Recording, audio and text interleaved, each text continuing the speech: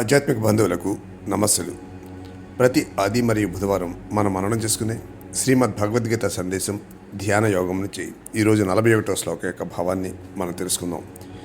యోగ భ్రష్ట, యోగం నుంచి భ్రష్టులైన వారు, దాన్ని పరిపూర్ణంగా చేయకుండా మనస్సును మళ్లించిన వారు మరలా రానున్న జన్మలో పరిపూర్ణం చేసుకునే వంశంలో పుడతారు. ఇది సనాతన ధర్మం యొక్క ప్రత్యేకమైన బోధ. అన్ని మతాలు మన దేశంలో మరలా జన్మలు ఉన్నాయి అని చెబుతున్నాయి. ఈ జన్మలో నీవు పొందలేనిది మరు జన్మలో పొందే అవకాశం ఉందని బౌద్ధ, జైన మతాలు కూడా చెప్తాయి. ఈ భావన నుంచి మనం పునర్జన్మను నమ్ముతాం. ఈ భౌతిక శరీరం 3 విధాలుగా ఉన్న శరీరం నుంచి పనిచేస్తుంది. స్థూల శరీరం, బాహ్యంగా కనిపించే శరీరం. రెండవది సూక్ష్మ శరీరం, మన అనుభవాలు, ఉద్దేశాల నుంచి పనిచేస్తూ ఉంటుంది. దానిని మనం చూడలేం. మూడవది కారణ శరీరం, సూక్ష్మాతి సూక్ష్మమైన శరీరం. మరణ సమయంలో స్థూల శరీరం చనిపోతుంది. దానికి కొంత కాలపరిమితి ఉంది. స్థూల శరీర కాలపరిమితి వేరు, కానీ సూక్ష్మ శరీర కాల పరిమితి ఇంకా ఎక్కువ వ్యవధి కలిగి ఉంటుంది.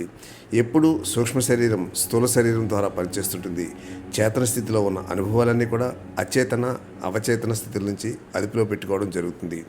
సూక్ష్మ శరీరాన్ని కనుగొన్నాక మరణం అన్నది ఫుల్ స్టాప్లా కాకుండా కామాలాగానో సెమికోలన్గానో నిలిచింది.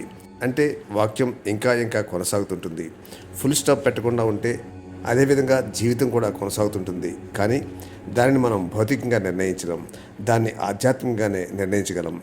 ఋషులు ఆంతరంగిక పరిశీలన ద్వారా శరీరం భౌతిక శరీర మరణంతోనే మరణించడం లేదు, అది ఇంకా కొనసాగుతుంటుంది అని కనుగొన్నారు. మరణం కేవలం నిద్ర మాత్రమే. మనం మేల్కొని మరలా పయనిస్తాం. తీర్థయాత్రికుడు ప్రయాణంలో రాత్రి విశ్రమించి ఉదయం మరలా ప్రయాణాన్ని కొనసాగించిన విధంగానే మానవ జీవితం పయనిస్తూనే ఉంటుంది. మన మతం యొక్క సత్యం ఇది. మనం ఈ విషయాన్ని తెరిచి చూడలేకున్నా చాలామందిని ఇది ఆకర్షిస్తుంది.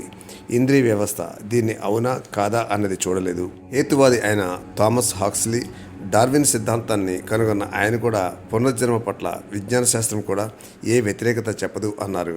చాలామంది శాస్త్రవేత్తలకు ఈ సత్యాన్ని తెలుసుకోవాలని ఉంటుంది. ఇంత జీవించి మరణించగానే అంతా అయిపోయిందా, అంతా అయిపోతుందా అన్న సందేహం మిగిలిపోతుంది. ప్రతి మనస్సు ఇదే విధంగా ప్రశ్నిస్తుంది.